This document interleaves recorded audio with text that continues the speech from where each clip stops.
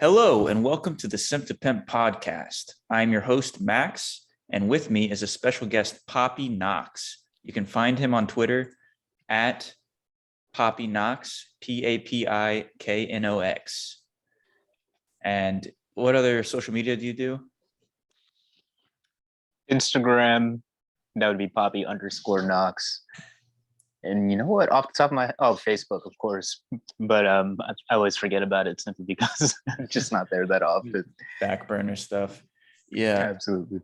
So what kind of when did you get started on this whole space that we're in right now? That's a very good question. So it's funny because me and some guys were talking about it, and I think I've oversold it. I believe it might be 5 years. I thought it was 5 years ago. And I think maybe 5 years is when the story goes that I lost my grandfather. The same month that I started reading certain books by certain men, specifically Caleb Jones, was the same month I lost my grandfather. So I thought it was this wild thing to be learning more about myself and my masculinity as I'm about to take on being a leader in my own family. And then my mother's dad passes, and I'm starting to see in real time how much new responsibility is coming my way. Wow, kind of learning on the job right there. Yeah, exactly. And on her side of the family, there's a long line. So I'm not necessarily the next in line by a long shot.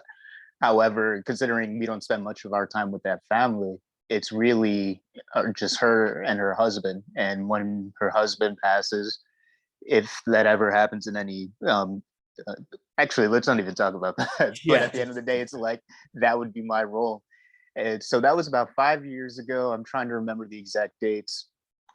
But what I really am known for today probably began 3 years ago, where basically it's just like you and your brothers, you get together and you start thinking about ideas, and it just keeps on growing and growing. You add more people to your mix, and you're networking left and right. And everything that I talk about now, I was practicing then for free. Yeah. And just learning through trial and error with guys, not because I wanted to teach it, but it's like, hey, we need to improve our lives. So what are we doing? And then you're like, all right, this works. All right, we're all doing this from now on. And you just keep on going and going. So yeah, it's just, I'm one of those people that I only talk about things that I absolutely know, that I've experienced. So that way I'm leading from the front and not just armchair masturbation. Yeah, that's absolutely the best way to learn, in my opinion. I'm switching. Agreed. So we have we have both of our images up, but yeah, when you learn by trial and error, or when you're trying to, get to that point where, you're seeing success and you see it's working and you're telling other people about it and it's working for them as well, that is like very key into, just discovering like new discoveries about life, and then they're more open to like help you out too. And it's a lot back scratching, but I find that so much more helpful than reading a book and just telling people, oh, I learned all this from this book, and you never actually applied anything you learned or anything you see. Exactly. No, I mean, I know, and the way that I talk, the way that I am these days is not the way that I was prior to those past 5 years. So I definitely understand it from the other perspective, where we live in a society where you can easily talk about anything you want, not have anything to back it up, no receipts, no proof, and people will still appreciate you for it. So it's nice to be on this side of things for a change, though. And I'm grateful that I had the opportunity to actually learn from those mistakes and become someone of proper integrity. Definitely. Because then it's the integrity, and it's also, their mind state, where that is at, where, yes, I've been there before, man. Like, yeah, I know exactly how to help you now, because I've walked that path. I've gone through that labyrinth. Exactly. So I mean, and it's nice because then you have conversations like this where it's like we understand each other. Even you reaching out for this interview, it's like, all right, I recognize the path that you're on. Let's talk. This is going to be a fun conversation. So thank you for inviting me. And also, I gotta smile a little bit because I did not know your real name until this moment. Oh And you yeah, know that how is. we're all characters with our little monikers and such. But it's nice. It's like, oh wait, that's Batman. That's this motherfucker. Yeah. Oh, Batman was Bruce Wayne the whole time. No, I love that. Exactly. I love having the anonymity on Twitter just for that reason. I feel like nothing's really personal until you're sitting down face to face or talking to somebody like over the internet where it's like Absolutely. you hear their voice. That's why just free information is there's no such thing as free information. There's information that you got to work for, and I don't believe in just giving people like all the chips right away. In my That's just how I'm. No, yeah, no, and I totally agree. I value that. It's fantastic. I just, one, I like your name, and then two, it's also my name. So I don't know if you were aware of that. Oh, I had Um, no idea yeah, about that. That's exactly. cool. Yeah, yeah. So it's a strong name. It's one that, yeah, for obvious reasons, I'm biased. Well, I think you're correct in that. It's a very strong name, very good It name is. It too. is. I It cannot express that enough, honestly. is. So, where are you based out of? What kind of, how'd you grow So, up? oh, okay. Well, right now, these days, I'm spending time in New York. I've been all over, even before my mom married a guy in the Navy.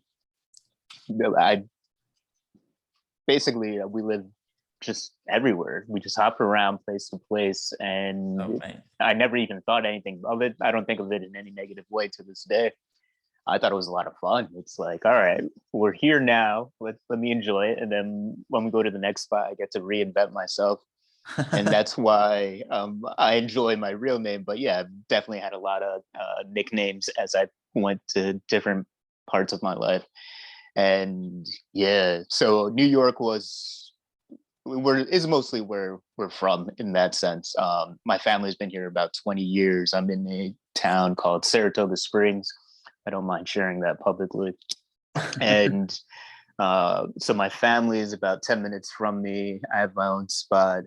And really, I'm looking forward to where I go next. And for me, that's down south. I want to be closer to the sun. I want less strenuous weather. And so I can just focus on just enjoying life rather than drudging through it, especially during these harsh New York winters. Oh my God, yeah. What are you thinking of New York right now, or like over this whole pandemic fiasco? Here's the funny thing. There are people, I think there might be two views of New York. There's the New York that actually exists and the way that everyone thinks we are. And I think everyone thinks we're tougher than we actually are. What's the expression? If you can make it here, you can make it anywhere. Yep. It's total bullshit. So it's what I'll put it like this. And I know a comedian talked about it in a similar sense, but at the end of the day, it's like New York is one, or it used to be one of the greatest places to live, especially the city. And when you live in the city, you have access to everything. And whether you have $5 in your pocket or 5 million, you can have a fantastic time, meet fantastic people, have incredible memories, and just feel happy and content. I used to love New York City because you could be poor and have a good life. Yeah. That's changed a lot. But that said, When do you because think we that have, changed? Oh, I think it changed even before my adult memory. I think it might have been a transition during the 90s, like so many things in the world. oh yeah. However, I'm not the best person to ask. Last time I lived there was 2014, and that's when I was just like, all right, this is not for me anymore.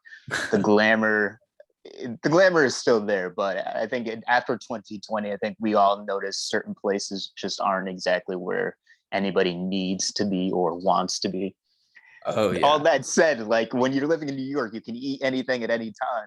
So the whole expression of you can make it anywhere, it's like, no, as soon as we're out of our New York environment, we're like, yo, let's go get some bagels. And then you have a bagel in some random city in Idaho, and you're like, this is not a bagel. And you get pissed off, and you're like, oh, I can't survive anywhere outside of the city because I'm used to this standard of living that the rest of the world just does not know. That's so funny. That is funny. Yeah. But so I think that translates to lockdown, where you had so many people that we wanted to act tough, but we were reminded how truly, well, not we, I should say, but they, a lot of them recognized that they had plenty of fears. There's a reason why they never left the island in the first place, and now they're okay with being locked inside their homes. Yeah, it's a real eye opener. That's just everywhere. You see that so many places. Yeah. That's definitely not exclusive to New York. There's a lot of positivity in New York. And there was like, I've only been there a handful of times, probably like 5 times in the last, like, I don't know, 10 years. Yeah. Every time I go there, it was definitely like, it lived up very well. If you wanted to do you wanted Chinese food, you wanted, a 3-story Chick-fil-A, you wanted, all these iconic food places. It was there, and it actually existed. It didn't come from like, a Dr. Seuss film or anything. Yeah. Like pretty outlandish, like pretty extravagant things. And, the fashion models, there's a lot of fashion models over there. There's absolutely. A lot of good nightlife over there too. And speakeasies, one of the things in Florida that I live around, we don't have like, these basement bars. We don't have like, you don't have basements, period. No, we don't have any basements. That's where the alligators live. Yeah, exactly. Right. Yeah. But it's like, it's just such a extravagant scene. Like you can like hang your coats places. We don't have coats here either, man. You just things like that. I mean, that's why I love traveling. And New York is a great spot to still visit. Definitely not to live. I don't recommend it for anybody. But you're right. You're making me think of the different things you experience when you go to different parts of the states, let alone travel outside the states. Oh yeah, it's really interesting, and I think that's what makes a man so solid or grounded in his masculinity and what he is in his life, is just this able to deal with so many different cultures, able to like, withhold all the wind and all the turbulence of different climates. I think like, being like at an early age, being uprooted from it, and then, finding an even deeper grounding for me is what really kind of helped, shape me into the person I am today, I think. No, absolutely. I mean, it's those experiences. It's funny, me and my friends are talking about it now. I don't know how much you know about like what I'm going through right now, but I've been rather public about it. So I have sickle cell anemia. Cool. My whole life has been a series of hardships, usually centering around my health. And that's just a blood disorder that you're born with. And you can live a pretty decent life with it. However, when it gets bad, it's pretty terrible. I think this year, 2021, I've spent 100+ days in the hospital or at home recuperating from being in the hospital. So it's just this ordeal that this fall I focus on using all my resources to start changing that dynamic. Because there's a lot of work that I should be doing that I could be doing. I'm way too smart. I know really great people, but I don't have the physical ability, the actual ability to just execute on my ideas simply because my health is not where it needs to be. This is why I'm always telling guys, focus on your health first. Definitely. It's easy to take for granted because you're like, oh, I'm standing tall. However, the other part is when your health is really great, your relationships improve and you can have stronger bonds with people that will help you make money faster and smoother. And 100%, man. yeah, and I'm living the cautionary tale of what happens when you don't do it right. That said, yeah, I started a new chemotherapy thing, and yeah, it's kicking my ass. It's not fun, but it might actually help me in the long run, so it is worth it. But the first stages, I took the first round, and I was really proud. I'm like, oh, I'm doing well. Let me go hang out with some guys that I've been networking with all year. I had a great time, and then when I got home, it was just like, oh, this is what people are talking about when they say they don't like chemo. And I started feeling those effects. I lost 8 pounds in about a few days. I couldn't eat anything. And the day that I started feeling better is when it was time for me to take my second dose, which is today. So it's Oh my God, man. Yeah. when I say hardship, definitely I'm familiar. And I think every man, what I like to say is that even though I'm telling you this story and why I'm doing it, at the end of the day, every man has their own version of that story. It may not be health related, may not be as deep as taking chemotherapy drugs.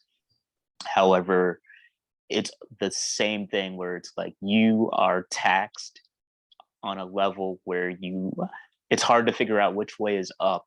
Oh yeah. And you're just going to the choice is live or die, more or less. It's you live and fight through this or die trying. And because dying sucks, it's like, yeah, we're gonna do it no matter what. And Yeah. we just have to come out on top and tell a hell of a story while we're going through it. Definitely. That is, yeah, thanks again, man. For putting it into perspective for me, because I've been following your story, and then I kind of, like, obviously I do follow you and everything, and I didn't. Oh no, yeah, I understand. I forgot, like, where this is all. That's actually a good sign. If you absolutely knew everything about me because you read every single tweet that I put out, yeah, I'd be more concerned. So yes, no. You are doing the work. You are living the life. Yeah, you're good. Yeah, that's freaking. That is crazy though, that you have to. It's still a struggle. You got to go through. Some sort of hardship, some sort of, like,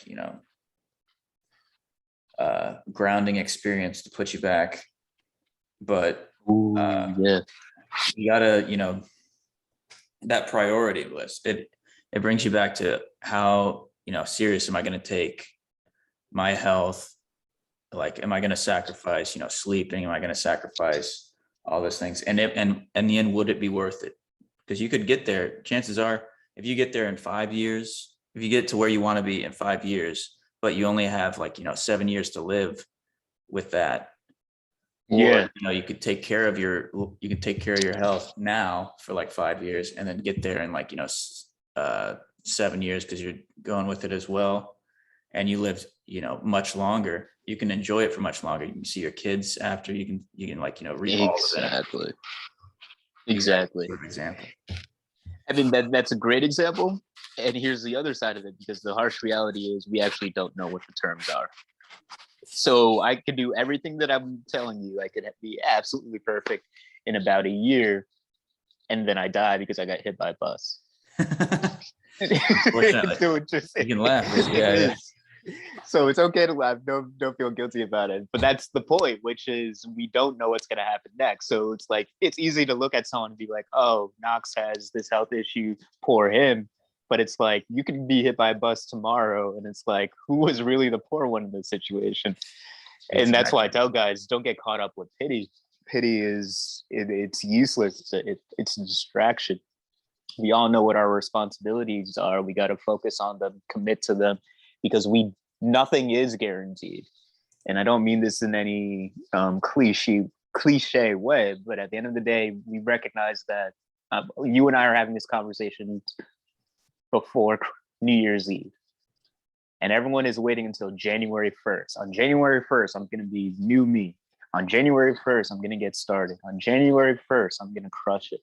On January 1st, I will do X. And it's like, that's about 72 hours away. what are you doing right now? You can already be Yeah, doing all of those things. You're waiting for an arbitrary date that might not come. absolutely, man. But people don't see that at all either. It's like you still got to prepare. You can say whatever you want. That's why talk to me is so nonsensical. It's so cheap, especially in today's world. Like, you can say anything right now, man. But if I don't see the actions correlating to what you're saying or the words that's coming out of your mouth, and the stories I'm hearing about what you're actually doing, Yeah. like I can't take you that serious, man.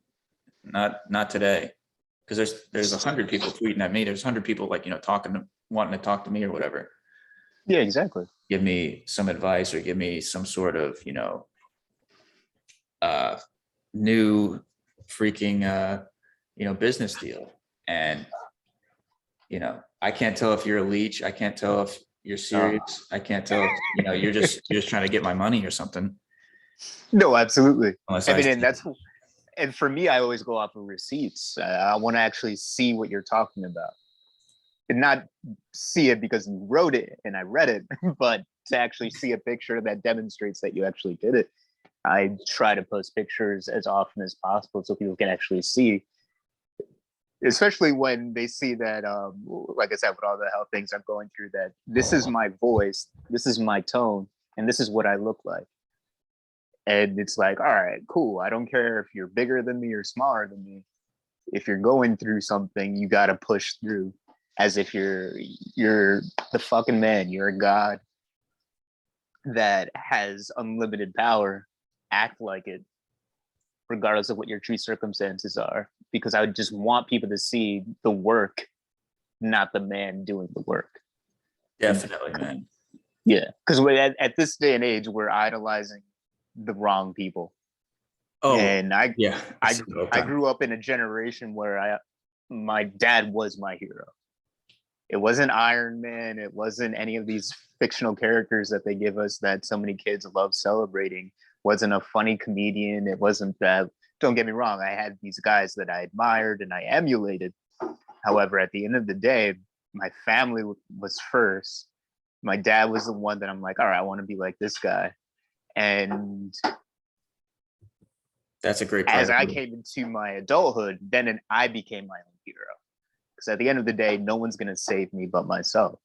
And that's a lot of the work that I talk about. It's like how you need to be your own hero, because no one genuinely cares enough about you to wake you up at 5 a.m., get you to write what you need to write, to create content, to attract the clients that you need, so that way you can get $1 million and buy a Ferrari. No one is going to do you that huge ass favor. You got to do it yourself. 100%, man. I absolutely agree with that. It brings me to a good point, like about this, being the man you want to be, and this, turning into this leadership role, or morphing into, this envision that you want for yourself. Is I just got this question today from my boss that I thought was really interesting. It was, how do you define confidence? Like what makes people confident? And so what was your answer? my answer was, confidence, it comes from not only like believing and what you do and who you are, but, like acting like you believe. You can't just like say that you believe, you gotta kind of walk it a little bit. Yeah. It's faith, right? Yeah. I always like saying confidence equals experience.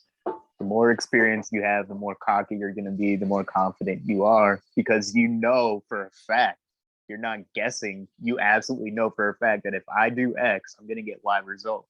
I've done it 100 times. I am confident. Yeah, man. And I love that, because a lot of people go off of belief, not to take away from what you gave us, but there's another category of people that are faith-based, in the sense of they're not really believing the way you and I are talking about it, but they'll use that word. And what they're really doing is just hoping.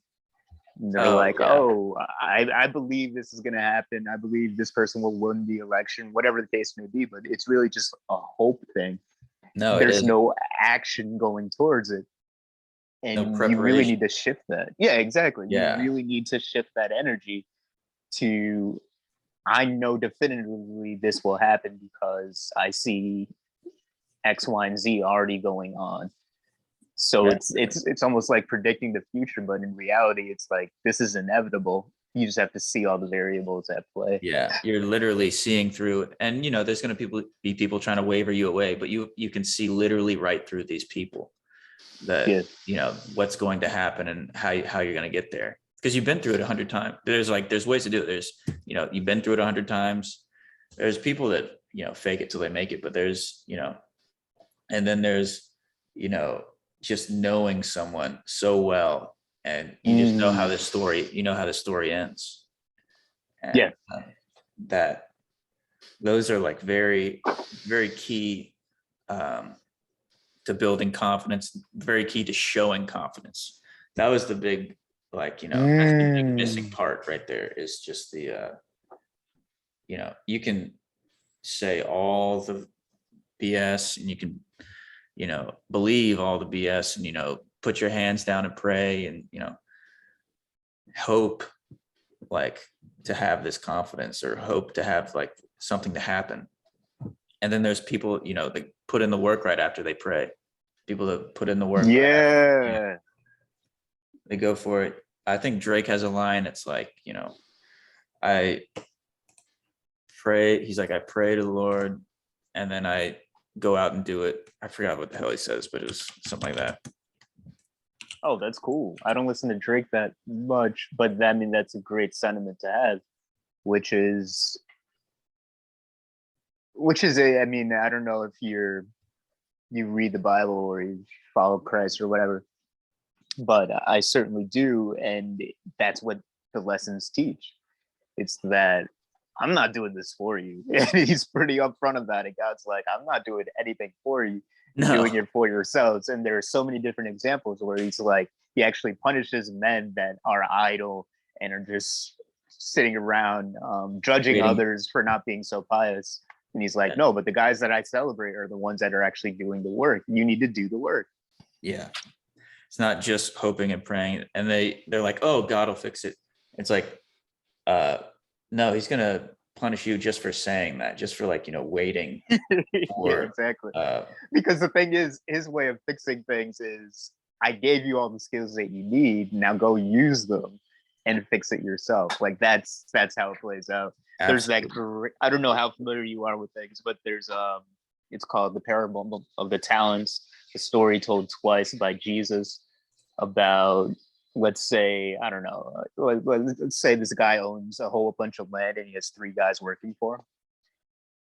And he's like, all right, I'm going to give you each like $10,000, right? Go out and in a year's time, bring it back to me.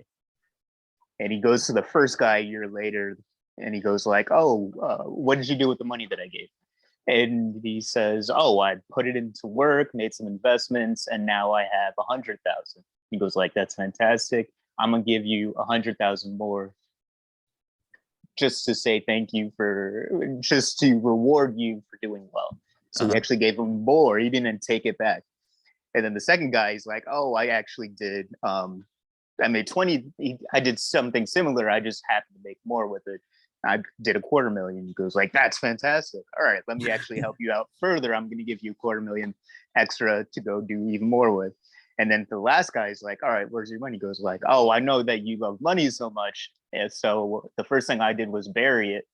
So I can go dig it up if you want. It's the same exact amount that you gave me before. And he's like, you fucking wasted your time and energy with such a valuable resource.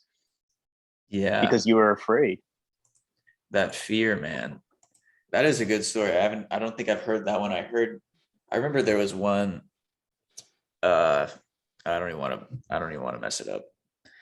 But yeah, there's so many examples of just like, there's confidence and, there's fear of, not messing up. So you just don't touch it. But, having that, will to just be able to feel free and, get this, get like more money, or, making investments, compounding what the blessings that were already given to you, you can, you get a lot further than, being so fearful of a blessing, or like, stopping yourself from getting, like destroying your own blessings by just, getting in your own way sometimes. Absolutely. And you know what? We all do it. We all fall into those traps. That's why so much of the work that I do is telling guys, like, you got to find a wolf pack. You got to find a group of brothers that you can absolutely trust. And there's so many different ways to do it. If you're fortunate enough to have actual blood brothers that you trust, you love, respect, and you're all on the same path of improving yourself, fantastic. Not all of us have had that. And for the rest of us, we've had to join networks. I mean, this is why Greek fraternities are such a big deal during college. People are like, oh, you're buying your friends. I mean, granted, I never joined a Greek fraternity, but people are like, you're buying your friends. And I'm like, no, they're investing in their future. Because now you have a band of brothers that will help you out through anything. Meanwhile, you're judgmental of them and you have nobody who has your back. If someone comes to fight you, you have to fight that person by yourself. If someone has to fight them, he has to fight 100 other brothers first. Yeah. and it's like whatever you can do to get those brothers at your side. Because when you're in those situations where fear does strike you, now you have 1, 2, 5, 100 brothers pulling you out of your own ass, pulling your head out of you out of your own head, and saying, hey, see things clearly. You're missing out. Definitely, dude. And, the more you feed that relationship with like anybody, it doesn't even have to be with the fraternity. It doesn't have to be, with blood brothers. You can, once you're used to having like that kind of bond with people, you know how to make it, or you know how to get to that level again. Like, hey, I've been here before. I know how to get us out of it. I know how to save the day now, because I've seen it so many times. I was in a fraternity myself, and oh, fantastic, cool. What did you pledge? I went to USF and we pledged Sigma Phi Epsilon. Trying to remember that. I think we had that on my campus as well. Yeah, they usually go by Sig. It's just been a while. There's so many different fraternities, but Sigma Phi, I think so. Yeah. Okay, cool. They usually go by Sig. They're pretty well known nationally. But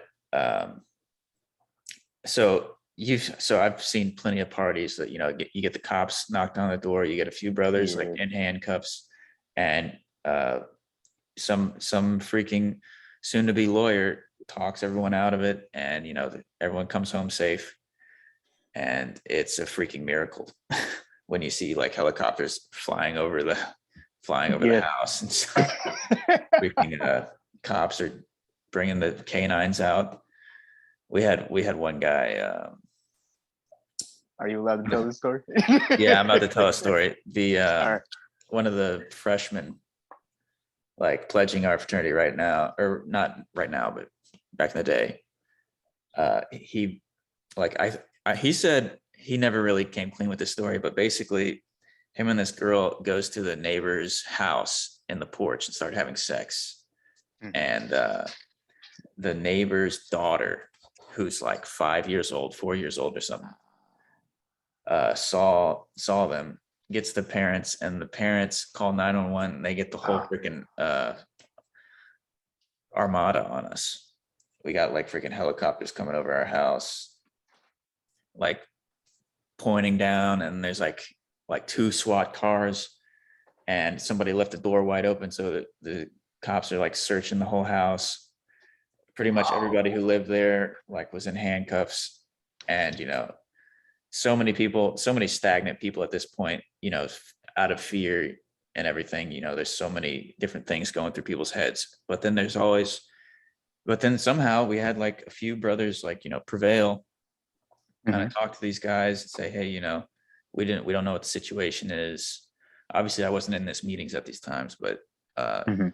There wasn't really any bad repercussions that night. That's cool because it didn't sound like it. Yeah, I know, right? I was actually impressed that they took it to that level. I was Yeah, like, this is the same night. Is this the same story? just the Okay. fear. Yeah, it's just that fear thing, Mhm. when you go to these big houses and stuff like that, there's obviously some of the neighbors have power too. Like they probably knew somebody in the police force or something, Mhm. and so they just wanted to scare us, obviously, and it worked for a good majority of people. Yeah. We didn't have a party there for a while. Oh, that's funny. Yeah, no, you're bringing me back to my college days. And again, I was never part of fraternity life. I never pretended to be. I never was adjacent to it. Besides, literally living next door to every fraternity at one college that I attended. So that was interesting. But it was great because the house across from me was a sorority house. So I would just come out of the shower and just strut naked for them. It was a fantastic time. They loved it. They loved it. Yeah, the sorority girls, they have their connections too. That's a good network to get into. There you go. Well, that's cool. That's cool. But absolutely, I mean, however you fortify bonds with other men, sometimes it's through ridiculous situations like that. But that's how you're developing loyalty and trust in one another to the point where when push comes to shove later on in life, you're like, am I going to trust, I don't know, this hired lawyer that I know is going to do the best job, or my friend that's a lawyer who actually went through some crazy shit with me in college and we prevailed then and I actually know him. So it's like, oh yeah, it's a no-brainer. And Yeah, that's why it's so important to invest in your relationships. absolutely, dude. Trust. And you could probably tell this guy almost anything, even if he That's is the your other lawyer. side of it. Yeah, exactly, exactly. Because even if it is your lawyer, you know you're supposed to be able to trust them, but you know that you're better off holding back. But because you're holding back, they can only do so much for you. So it's like now you have the best of both worlds if it's someone you actually know. Definitely, man. Super. Like, Man. so how did you end up in the family of opulence? Oh, is that how we first connected? Okay, cool. I think so. That is a funny story because I actually don't know it. All I Yeah. know is that, listen, the way, most of my network these days comes from Twitter. So I don't know what the initial impetus is that I'm meeting XYZ person and going into their world. But kind of like I said, I just kind of say hi, or actually, I just kind of pave my own path. I'm in a self-centered person on Twitter. I follow very few people and I don't even look at my timeline. So I couldn't tell you who I actually follow. All I can tell you is that the people that I follow, most of them I've met in real life. So when I'm interacting with people, it's because they reach out to me first. And Yeah. all I'm doing is creating content because I had this ambitious goal of getting to 10,000 followers. But I want to do it in a very smart and precise way. So I'm going through that process and I'll focus on creating the content to get to where I am now. That I actually aren't paying attention to what you guys are putting out, unfortunately. That's fine. But I don't recall how I met Brandon, but I want to say the inflection point that I recall is Twitter released their Spaces features where you can have live conversation, and I started having conversations with him. And in fact, I thought he was someone that was already in the mix with me and my brothers doing business and stuff. So I'm like, all right, he already knows what's up. That wasn't the case, but his energy was so aligned with ours that it was perfect. It was a perfect synergy. So I know he invited me to the group. I hopped in, and unfortunately, with all the groups that I'm in right now, I have not given my best for the health reasons that I shared earlier. But Brandon all day is an incredible spirit. I don't know if he's been on your show just yet, but he's someone I would definitely recommend making that happen within the next week or so. Oh yeah. That dude is tenacious. he's I very love his high energy. energy. So he's just go, go, go. To a point where I actually can't keep up with it. He's a young guy. He's younger than I am. So he has that 20 something energy.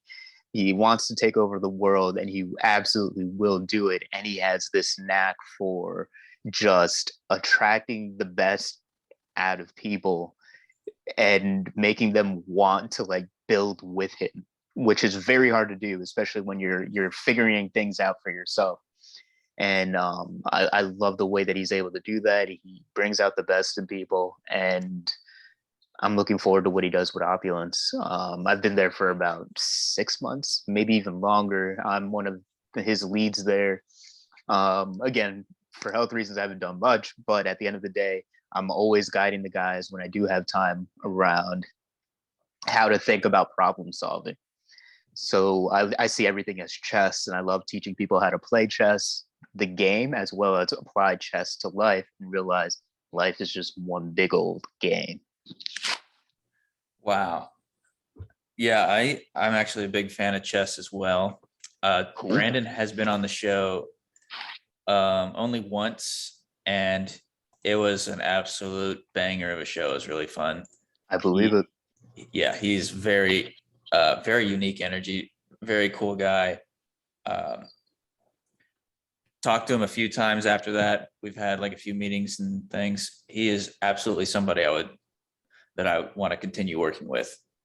Yeah, absolutely. It's funny because I didn't realize that's where you and I connected.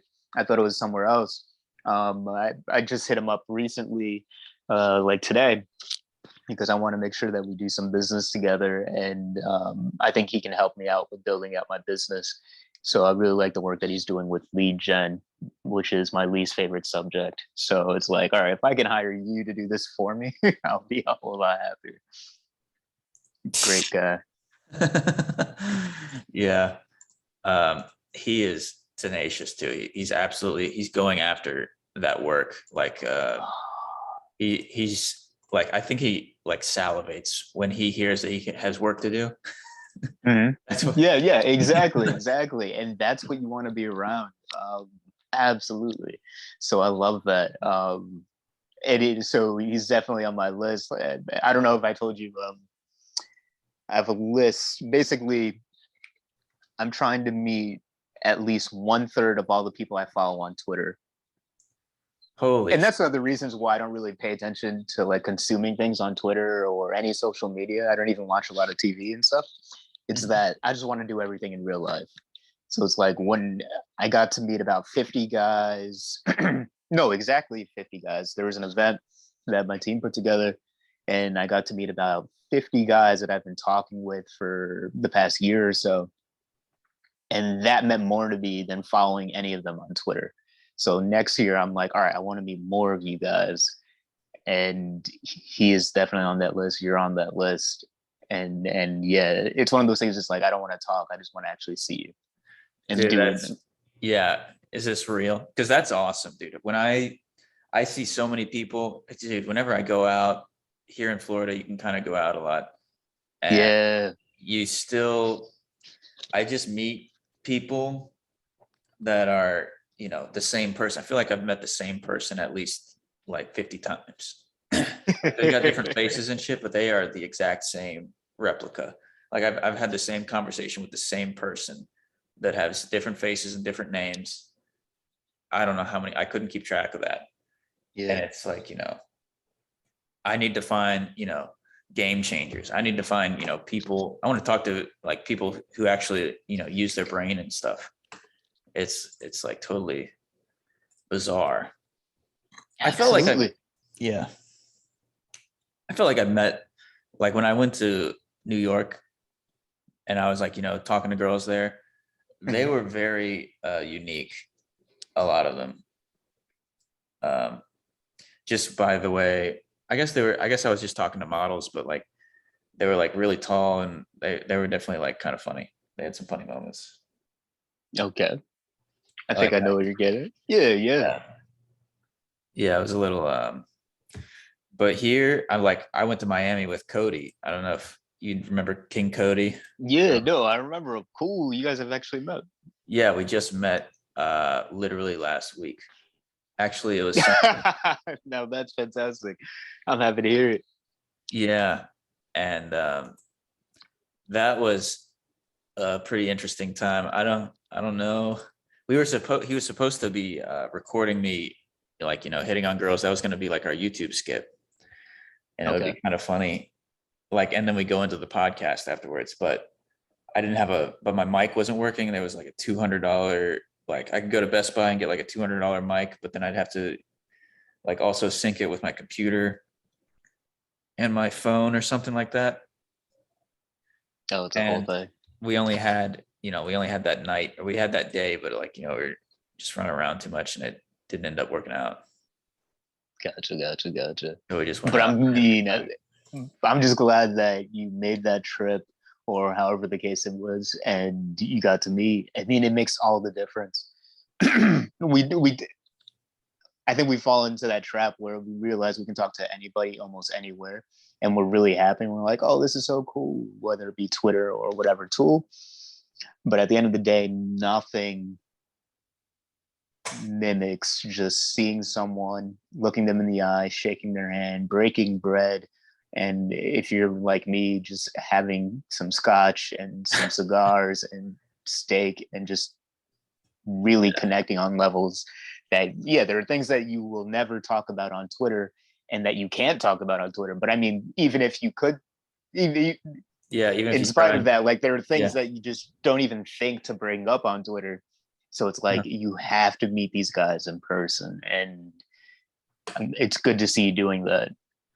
Yeah, dude, it's inspiring. That was the first person I've met actually on Twitter. So all the people I follow, actually, besides the people I know in real life, before I started my Twitter, he was the first person that I met for, from Twitter. And that was pretty cool. Like having that first experience of, who was your first person you met from Twitter and how did that go? I don't know. I'm wondering. My thing is, it's harder to tell who is from where. And I think I actually annoy people because they're like, wait, why do you want to meet? And I'm just like, because I'm just like, I like to make things real. Yeah. Who would it have been? I've met a lot, or I've had video calls with a lot of guys, and that's always fun. Yeah. I talk with Hotep Jesus as often as I can. That's I don't cool. know. Yeah, he's Yeah, I know who he is. excellent. So Brian Sharp is an incredible mind of our generation. I think he's highly underrated and underappreciated, which is saying a lot because he's greatly appreciated. But if you're outside of his world, I think he's underappreciated. Definitely. Yeah. So that, like, Yeah. whenever I have a tough challenge in terms of like, hey, my energy isn't right, I'm not communicating my ideas as well, like that's the guy I like to talk with. But outside of that, I think it's got to be, you know what, I know for a fact, I couldn't tell you any of their specific handles, unfortunately, but some of the guys that I met last week at that event I was mentioning, they were following me on Twitter, but it's like you don't know who's who because, for whatever reason they don't want to say hi. And then we're at this event, we're smoking cigars, and then they get to see how the things that I talk about actually translate in real life. And that was a really great event because, again, I'm often talking about chess moves, not necessarily on Twitter, but if you go deeper into my world, I'm often talking about chess moves. And it's like in real time, not only will I answer your questions, but I'm going to show you what I actually mean when I say about making a connection. So it's like whether it's the valet, watch how I talk to everybody, whether it's the valet, our server, the manager of the restaurant, the manager of the hotel, the manager of the cigar shop. Pay attention to how I move and navigate through the world. Nothing is by accident. So that's what I love about it, because it's like it's when you get to really Calculated. connect with people. Or no, I'm not talking about, yeah, but I mean, yeah, you could call it calculated. What I mean to say is like that was a great night because I love connecting with people. And it's one thing for them to have an epiphany moment, which we all love to see our students have. Uh-huh. And it's another thing where it's like, whoa, they now have this new language that they can speak, this new vocabulary that will eventually become a new language entirely. And it's all because you decided to step off the internet and say hi. That in real life experience, Yeah. I think that gives people a lot to chew on. Like it's something that it's not, it's not over the internet. It's like it's happening right in front of your eyes and you see it in real time, and you're able to connect a lot of different things that you haven't been connecting before. You see it working, you see whatever your example was working, and it Yeah. helps out with these. It gives people a vision. Absolutely. Absolutely. And the kind of person that I am, it suits my personality so well. I'm actually stepping away from all the work that you might know me for. I came out with this fantastic book earlier, Take Charge. And it's just basically a primer on how to reinvent yourself so that way you can overcome any hardship that you're going through today or in the future. And I'm really proud of that book. I'm trying to get the second edition out because there's a lot more that I can improve as well as add. That said, I'm not interested in necessarily teaching people about this work. I just want to actually live it. That's the only way I can describe it. Like, I just want people to have read the book and let's hang out. Not necessarily with any particular mission in mind, but hang out so we can bounce off of the different ways that we're employing the book. And really, I just want to focus on building a business that I started. So everything in that book makes me stronger to execute in my business and grow that as smoothly as possible to what I think will be like my first $10 million project. That is super exciting, man.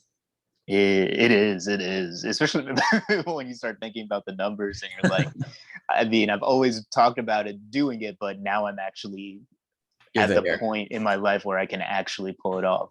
Yeah, yeah. So it's just exciting. And what's awesome is you're like so far into this journey already. You're about, like you said, about 5 years, what you said, but you were probably thinking about that even before then. Oh yeah, yeah. Well, I mean, I think every moment of our lives has been every moment up until this moment, up until this point. Yeah. So it's like, however old you are, that's how long it took you to get that degree, to get that car, to get whatever goal that you just accomplished. It's all one life leading towards these individual moments. So of course you can say, oh, I've been working on this for 3 months. But I prefer that story. Supposedly Pablo Picasso is hanging out in a bar and this guy's like, oh, can you draw me a picture? And the guy does it and it takes him all 15 minutes. He goes like, all right, how much do you want for it? He goes like, all right, 25K. He goes like, yeah, but you just did it in 15 minutes on a on a bar napkin. And he goes like, and he says, yeah, but it took me a lifetime to master get to that point. Yeah, exactly. Yeah, you put the hours in beforehand. That 10,000 hours book by Malcolm Gladwell. I don't know if you've heard it. Outliers. Absolutely. Yeah, Outliers. exactly. The Tipping Point. Yeah, they have talks about the way to master something, and then obviously Pablo Picasso did way more than 10,000 hours painting and drawing. Yeah, absolutely. I mean, back in the day when people were fully focused on a project, absolutely. And for me, that's writing and all the different ways of writing. So I love being in a new context, a new medium. Yeah. So Twitter is a medium, email is a medium. Telegram is a fun little tool. I'm learning about Telegram and how to use my writing for that format.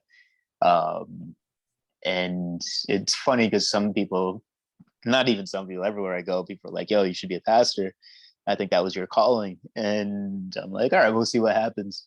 But there's more than one way to preach. And it's like, yeah, so public speaking is definitely another form of writing. And I'm very Yeah, that's my skill set. That's my Pablo Picasso skill that I'm just building every day. Presentational, being going back to that Mhm. example. Mm, I'm yes. gonna be honest, Poppy. We're about an hour into this. I kind of have some other things Oh yeah, lost that I track of had time, brother. planned. If you want, like, we can keep going. If you have anything else you want to expand on or want to talk about, but I'm Oh no, I thinking mean, wrap it up. I think we've said it very well. Like we're two fantastic men. We have great plans for the future, and you and I are definitely gonna make plans to meet within the next 12 months, no matter what. So for anyone listening, 100%. if they want to hear more, they got to hop on that path and find us. Yeah, So yeah, leave them wanting some more. there we go. There you heard it from the man himself, PapiKnox, sharing my name. He probably had it first, but uh, good talking, man. Thank you, brothers. Be well. Thank you for setting this up. I did enjoy our conversation. I'm glad that we just let it flow from conversation itself versus trying to plan it all out. Thank you for that. No problem.